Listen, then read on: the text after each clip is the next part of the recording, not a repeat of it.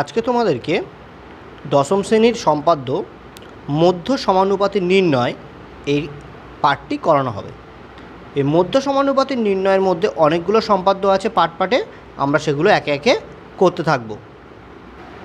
মধ্য সমানুপাতির অনেকগুলো টপিকের মধ্যে আজকে যে টপিকগুলো নিয়ে আলোচনা করা হবে সেটি হলো মধ্য সমানুপাতি নির্ণয়, জ্যামিতিক উপায়ে বর্গমূল নির্ণয়। এই জ্যামিতিক উপায়ে বর্গমূল নির্ণয়ের মধ্যে তোমাকে পড়তে পারে √25 মান নির্ণয় করো। এখানে √x বলেছি, এক্সের মান, এক্স মানে কি এক্সের মান বিভিন্ন মান 5, 6, 7, 8, 15, 20।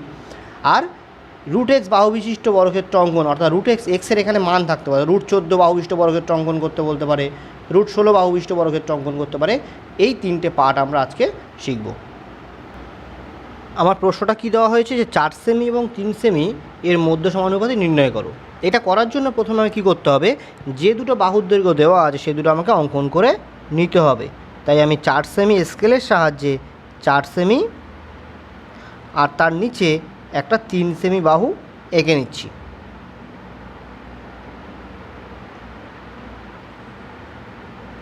হলো, আমি লিখে নেবো এবারে এটা 4 সেমি, এটা আমার 3 সেমি। তাহলে যাদের মধ্য সমানুপাতি নির্ণয় করতে দেবে সেগুলো আমি প্রথমে এঁকে নিলাম। এরপরে কি করব, আমি একটা স্কেলের সাহায্যে একটা সরলরেখা টানব। একটা সরলরেখা টানলাম স্কেলের সাহায্যে, একটু বড়, ঠিক আছে। তার একটা প্রান্তের নাম দিলাম আমি এ, আর একটা প্রান্তের নাম দিলাম মনে করো আমি এক্স। হলো, এরপর আমি প্রথমে বড় বাহুটা কম্পাসের সাহায্যে কেটে নিলাম। বড় বাহুটার মানটা কম্পাসের সাহায্যে আমি নিলাম, অর্থাৎ 4 সেমি মানটা আমি নিলাম কম্পাসে। নিয়ে আমি ওই মানটা এবার এ পয়েন্টে বসালাম। 4 সেমি মানটা নিলাম, নিয়ে এ পয়েন্টে বসিয়ে আমি একটা বৃত্তচাপ অঙ্কন করলাম। এরপর আমি আরেকটা যে মান আছে 3 সেমি, সেই মাপটা নিলাম। নিয়ে আমি এই যে পয়েন্ট, আমি এই পয়েন্টটার নাম দিই বি পয়েন্ট মনে করো। তাহলে এবার আমি প্রথমে আমি এ বিটা কেটেছিলাম কত, 4 সেমি। এবার আমি 3 সেমি মাপটা নিয়েছি, নিয়ে বি পয়েন্টে বসিয়ে আমি আরও ওই সরলরেখা থেকে আরও একটা বৃত্তচাপ কেটে নিলাম। এটার নাম দিলাম মনে করো সি। আবারও আমি বলছি, এটা প্রথমে কি করে বড় বাহুটা কেটে বসাবে, তার বড় বাহুটার পর থেকে আবার ছোটো বাহুটা বসাবে। তাহলে এটা হলো আমার 4, এটা হলো 3, তাহলে টোটাল এসি বাহুর দৈর্ঘ্য হলো কত আমার 7 সেন্টিমিটার। তাহলে এই কাজটা করে নেওয়ার পর তোমরা এই পুরো যে বাহুটা পেলে, কী বাহু পেলে, এসি বাহু পেলে। এই এসি বাহুটাকে, পুরো বাহুটা কী পেলে, এসি, একে কী করো সমদ্বিখণ্ডিত করবে। তাহলে এ সি বিন্দুতে বসিয়ে অর্ধেকের বেশি বৃত্তচাপ নিয়ে উপরে একটা বৃত্তচাপ, নিচে একটা, আবার ওই পয়েন্টটা নিয়ে এসে এতে বসিয়ে উপরে একটা, নিচে একটা, এইভাবে আমরা দুটো বৃত্তচাপ অঙ্কন করে নিলাম। অর্থাৎ একবার আমি কি করব, এতে বসিয়ে বৃত্তচাপ একটা আর সিতে বসিয়ে একটা বৃত্তচাপ করে আমি এসি সরলরেখাকে সমান দুভাগে ভাগ করে নিলাম। এবার এই দুটো যুক্ত করলেই আমার সমান দুভাগে বিভক্ত হয়ে যাবে।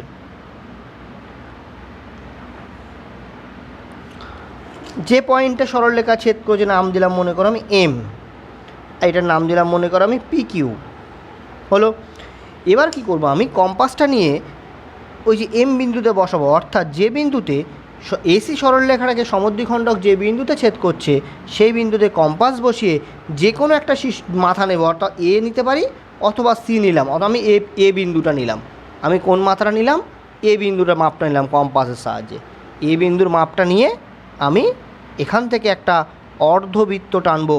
এখান থেকে একটা অর্ধবৃত্ত, অর্থাৎ যেটা এ থেকে শুরু করে সিতে গিয়ে শেষ হবে। অর্থাৎ কম্পাসটা আমি বসাচ্ছি কোথায়, এম বিন্দুতে, বসে এ পর্যন্ত মাপ নিয়ে একটা অর্ধবৃত্ত অঙ্কন করলাম। এবার দেখো আমার এখানে যে পয়েন্টগুলো ছিল তার মধ্যে একজনের কিন্তু মন খারাপ। কে বলো তো, যে পয়েন্টে কোনো কাজ করাই হয়নি। এখানে সে পয়েন্ট, কোন পয়েন্টটা, বি পয়েন্টটা। দেখো বি পয়েন্টে কিন্তু কোনো কাজ, এতে কাজ করা হয়েছে, এম এ হয়েছে, সিতে হয়েছে, কিন্তু বি পয়েন্টে কোনো কাজ করা হয়নি। এই বি পয়েন্টে এবার আমার একটা 90 ডিগ্রি কোণ আঁকতে হবে। এটা আমরা কম্পাসের সাহায্যে বি পয়েন্টে এবার একটা 90 ডিগ্রি কোণ আঁকবো। সে কোণটা তুমি এপারেও আঁকতে পারো, ওপারেও আঁকতে পারো, আমি এপারেই আঁকছি। বি পয়েন্টে একটা 90 ডিগ্রি কোণ আঁকবো আমরা। তাহলে এখানে বসে যেমনভাবে 90 ডিগ্রি আঁকে তোমরা জানো, এই কাটলাম, এখানে বসিয়ে উপরে একটা,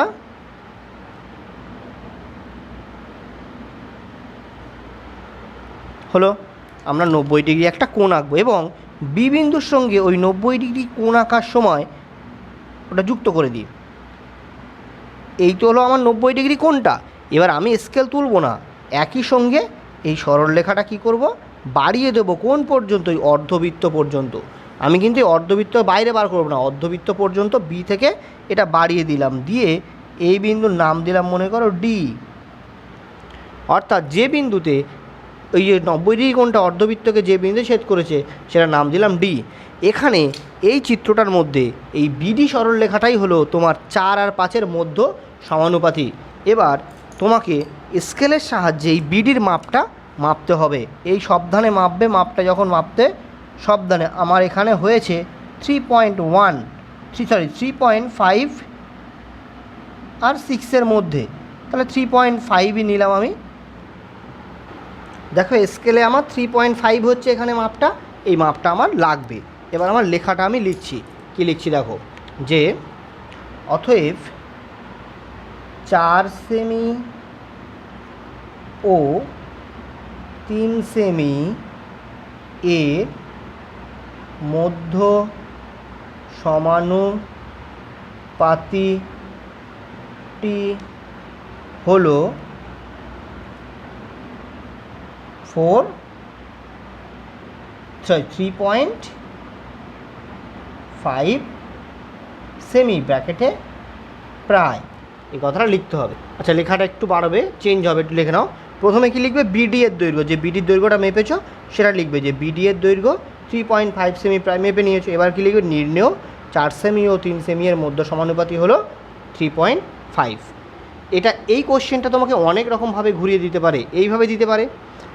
এই কোশ্চেনটা যদি তোমাকে বলা হতো যে √12 এর মান নির্ণয় করো, সেম হবে, ঠিক আছে, সেটা আমি একটা দেখিয়ে দিচ্ছি, কিন্তু এরকম সেম হবে। এবার যে কোশ্চেনটা তোমাদের আলোচনা করা হবে, এটাই কিন্তু এই চ্যাপ্টারের সবচেয়ে বেশিরভাগ মাধ্যমিকে এসছে এবং এই টাইপেরটাই বেশিরভাগ মাধ্যমিকে পড়ে। সেটা হচ্ছে কি, জ্যামিতিক উপায়ে √21 মান নির্ণয় করো। এই 21-এর জায়গায় মানটা চেঞ্জ হয়ে যেতে পারে, কিন্তু পদ্ধতিটা একই। অথবা তোমাকে দিতে পারে, এটা 21-এর বর্গমূল নির্ণয় করো। 21-এর বর্গমূল মানেই √21, অর্থাৎ একই রকম আঁকাটা হবে। কোশ্চেনটা তোমাকে ঘুরিয়ে দিতে পারে, তোমাকে দিতে পারে √21-এর মান নির্ণয় করো অথবা 21-এর বর্গমূল নির্ণয় করো। এই কাজটা করতে গেলে তোমাকে প্রথম এই রুটের মধ্যে যে আছে অতএব √21 এটাকে ভাঙাতে হবে। √21কে ভাঙালে কী হবে আমরা জানি কি, এমনভাবে ভাঙাতে হবে যেন দুটো সংখ্যার গুণফল আকারে প্রকাশ করতে পারি। যেমন 21টা ভাঙালে আমরা কী লিখতে পারি, 7 × 3, 3 7 21 হয়ে গেল। কেউ যদি 12টাকে ভাঙাতে পারে 6 × 2 করতে পারে, 12টাকে আবার 3 × 4 করতে পারে, অর্থাৎ সেটা তার সুবিধা মতো সে ভাঙিয়ে নিল। এবার সে কী করবে, এবার কাজ হচ্ছে কি, এই যে দুটো সংখ্যার গুণফল আকারে তুমি প্রকাশ করেছো, এই দুটো মানকে তোমাকে স্কেলের সাহায্যে মেপে নিতে হবে। অর্থাৎ স্কেলের সাহায্যে তুমি একটা 7 সেমি আর একটা 3 সেমি এঁকে নেবে। আমি স্কেলের সাহায্যে একটা 7 সেমি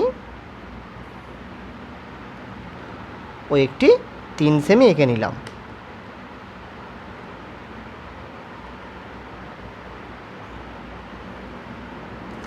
এঁকে নেওয়ার পর আমি লিখে নেব 7 সেমি আর 3 সেমি। এবার এই কাজটা হয়ে যাওয়ার পরে আমরা কি করব, ঠিক যেভাবে আমরা, যদি আমাকে এক্ষুনি আঁকতে দিত 7 আর 3-এর মধ্য সমানুপাতি যেভাবে করেছি আমরা, ঠিক সেম প্রসেসে আমি কাজটা করব। অর্থাৎ একই আঁকা, এই 7 আর 3-এর মধ্য সমানুপাতি যেভাবে করেছি আমরা সেইভাবেই আঁকাটা করব। অর্থাৎ এখানে আমি আগের মতো করে একটা বড় সরলরেখা টেনে নিলাম, তার নাম দিয়ে দিলাম এক্স। এবার আমি কি করব, প্রথমে বড় বাহুটা নেব, বড় বাহুটার নাম আমার মান কত, আমার 7 সেমি।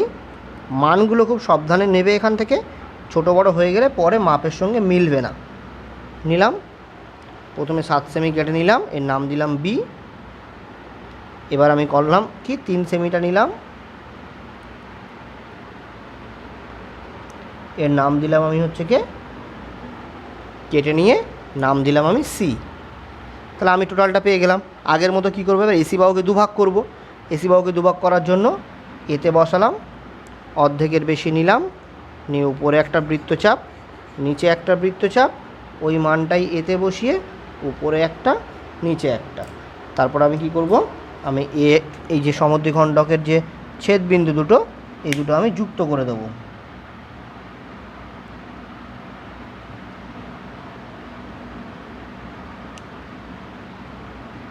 এই দুটো আমি যুক্ত করে দিলাম।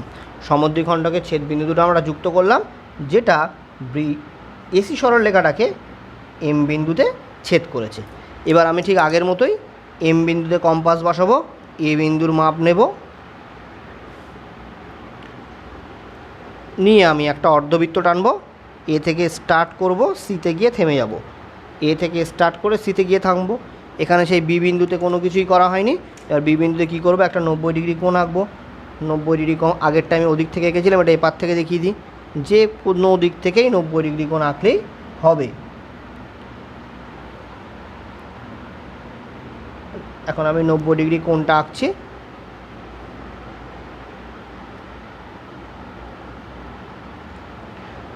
এবার আমি 90 ডিগ্রি কোণটাকে এঁকে নিয়ে অর্ধবৃত্ত পর্যন্ত বাড়িয়ে দেব।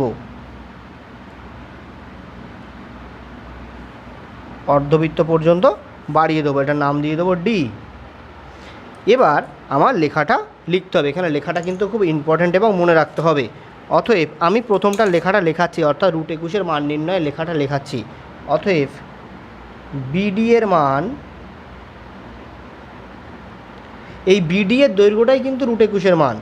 বিডি এর মান সমান, আমি স্কেল দিয়ে একটু মেপে নিই কত হচ্ছে দেখে নিই। আমার 4.6 এসছে। বিডি এর মান 4.6 সেমি, ব্র্যাকেটে প্রায়। এবার নিচে লিখবে কি, তোমার তো বিডি এর মান চাইনি, তোমাকে চেয়েছে √21 মান, তাহলে ওটাই লিখতে হবে। অতএব নির্ণেয় √21 মান সমান 4.6 ব্র্যাকেটে প্রায়। একটা জিনিস খেয়াল রাখবে, এখানে যখন বিডি এর মান লিখছি, অর্থাৎ বিডি এর মান না লিখে বিডি এর দৈর্ঘ্যও লিখতে পারো। বিডি এর দৈর্ঘ্য, বিডি একটা দৈর্ঘ্য, সেই জন্য আমি সেমি দিয়েছি। কিন্তু √21 মানে কিন্তু কোনো সেমি পড়েনি, কারণ আমরা জানি কি √9 মানে কত, 3 সেমি বলি না, কিন্তু শুধু 3 বলি, অর্থাৎ এটা একটা সংখ্যা। ওই কারণে এখানে কোনো একক থাকবে না। আর প্রায় কথাটা দু জায়গায় দিতে হবে, প্রায় না দিলে কিন্তু নাম্বার এখান থেকে কেটে নেবে, এটা যেন খেয়াল থাকে। এটাই হলো √21 মান নির্ণয়। এবার আমি তোমাদের কিছু রুট ভাঙানো দেখিয়ে দেবো। যদি এই কোশ্চেনটাই পড়তো যে 21 বর্গমূল নির্ণয়, তখন তুমি কি করতে, এই লাইনটার পরিবর্তে লিখতে 21 বর্গমূল সমান 4.6 প্রায়। হলো, এইটুকুনি শুধু চেঞ্জ হয়ে যাবে, তখন এটা হবে না, এর বদলে এটা লিখতে হবে। বাকি সবগুলো কিন্তু একই রকমই থাকবে। এরপরে আমরা কিছু রুট ভাঙানো তোমাদেরকে দেখিয়ে দিচ্ছি। এবার কিছু রুটকে আমি একটু ভাঙিয়ে দেখিয়ে দিই। যেমন √15টাকে আমরা কী লিখতে পারবো, 3 × 5, বড়টা আগে লিখবে, তাহলে 5 × 3, তাহলে একটা কত নেবে, 5 সেন্টিমিটার নেবে, একটা 3 সেমি নেবে, একটা 5 সেমি নেবে, একটা 3 সেমি নেবে, নিলেই হয়ে যাবে তোমার √19। এইবারে প্রশ্ন, √19কে কী লিখবো? অনেকের মাথায় হাসছে, স্যার √19 মানে তো 19 × 1। 19 × 1 যখন তুমি করবে, যখন তুমি 19 × 1 অর্থাৎ 19 × 1 যখন তুমি লিখবে, তখন কিন্তু একটা বাহু নিতে হবে 19 সেমি, একটা 1 সেমি। এবার স্কেলের সাহায্যে 19 তোমার ছোটো স্কেলের সাহায্যে 19 সেমি বাহু নেওয়াটা নিতে পারবে না, সেক্ষেত্রে সমস্যা। ওই জন্য এটাকে আমরা একটা নতুন পদ্ধতির সাহায্যে, অর্থাৎ যে রুটগুলো আমরা ভাঙাতে পারছি না, যেমন √19, √23, √29, অর্থাৎ যে রুটগুলোকে আমরা দুটো সংখ্যার গুণফল আকারে প্রকাশ করতে পারছি না, সেটাকে আমরা তার জন্য একটা রুলস এখানে অ্যাপ্লাই করব।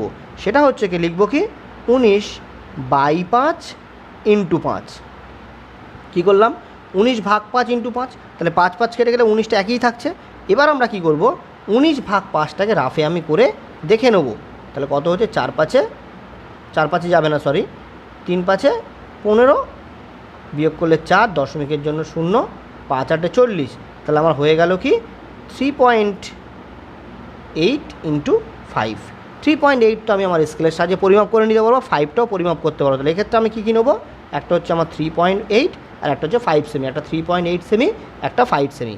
অর্থাৎ যখন আমার রুটের মানটা ভাঙতে পারছি না, তখন সেই মানগুলোকে আমরা কী করবো, বাই 5 ইন্টু 5। আর একটা দেখিয়ে দিই একই রকমভাবে, 23কেও ভাঙানো যায় না, তাই কী করছি কি 23 বাই 5 ইন্টু 5।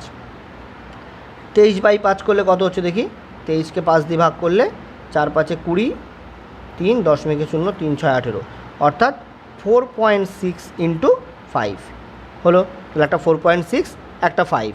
আরও একটা দেখিয়ে দিই রুট 29। 29কে কীভাবে, 29 বাই 5 ইন্টু 5 সমান কী হবে, 29কে ভাঙালে 5 5 25, 4 0.0 5 8 40, অর্থাৎ 5.8 ইন্টু 5।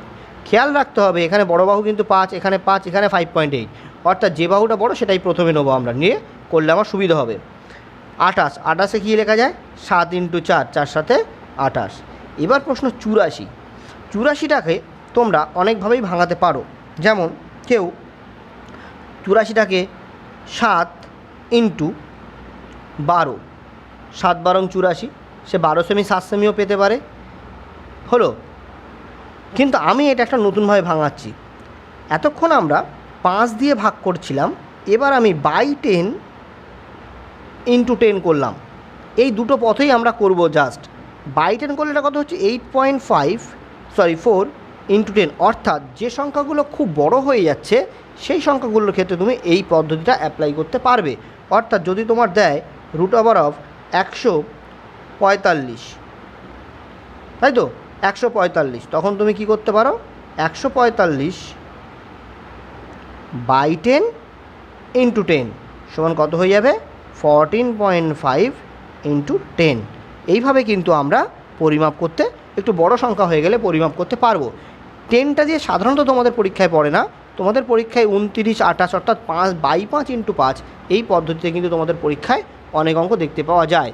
অর্থাৎ এই কথাগুলো কিন্তু মাথায় রাখবে এবং সেইভাবে তোমরা অঙ্কগুলো করবে।